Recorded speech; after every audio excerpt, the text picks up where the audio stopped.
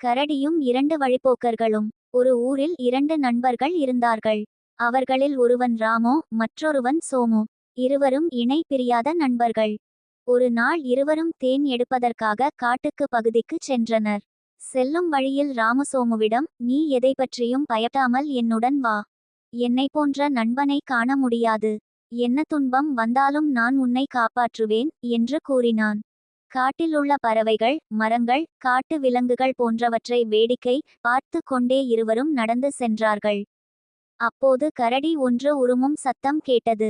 சிறிது நேரத்தில் அவர்கள் செல்லும் வழியிலேயே அந்த கரடி திடீரென வந்து கொண்டிருந்தது. கரடியை கண்டதும் இருவரும் பயத்தில் ஓடத் தொடங்கினார்கள். கரடியும் அவர்களை துரத்தியது. ஓடத் தொடங்கிய சில வினாடிகளில் மரம் ஒன்று இருப்பதை ராமு கண்டான். உடனடியாக அந்த மரத்தில் ராமு ஏறிவிட்டான். சோமுவுக்கோ மரத்தில் ஏற தெரியாது என்று அறிந்திருந்தும் மரத்தில் ஏற முடியாதவனை கீழே விட்டு விட்டு தன்னை மட்டும் காத்துக்கொள்ள சுயநலத்துடன் ராமு நடந்து கொண்டான். சோமுவுக்கு மரம் ஏற தெரியாததால் என்ன செய்வதென்று தெரியாமல் திகைத்தான். கவலையுடன் எப்படி கரடியிடமிருந்து தப்புவது என்று அவசரமாக யோசித்தான். இறந்தவன் போல் நடித்தால் கரடி தன்னை கொல்லாது என்று ஒரு யோசனை தோன்ற, பின்னர் நிலத்தில் விழுந்து மூச்சை அடக்கிக் கொண்டு இறந்தவனை போல் படுத்து கொண்டான். அப்பொழுது கரடியும் அங்கு வந்து சேர்ந்தது.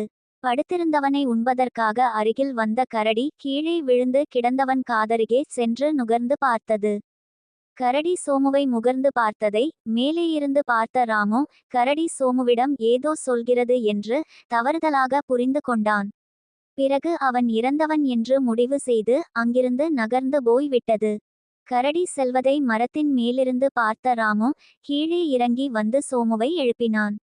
கரடி சென்று விட்டது, இனி எழும்பு, நாம் தப்பி விட்டோம் என்று ராமு கூறினான். சோமுவும் எழுந்து தன் யோசனை வெற்றியடைந்ததை எண்ணி நிம்மதியடைந்தான். கீழே படுத்திருந்தவன் எழுந்து அமர்ந்தான். ராமு சோமுவிடம், கரடி உன் காதில் என்ன ரகசியம் சொன்னது என்று கேட்டான். அதற்கு சோமு, ஆபத்தில் உதவாத நண்பனை என்றுமே நம்பக்கூடாது என்று சொல்லிவிட்டு போனது என்றான். இப்பதிலால் ராமு தன் சுயநல புத்தியை எண்ணி நொந்து கொண்டான். சோமுவோ இனி மேல் எங்கள் நட்பு நீடிக்க வேண்டாம் என்று கூறிக்கொண்டு தனியே நடந்து சென்றான். நீதி, ஆபத்தில் உதவாதது நட்பல்ல.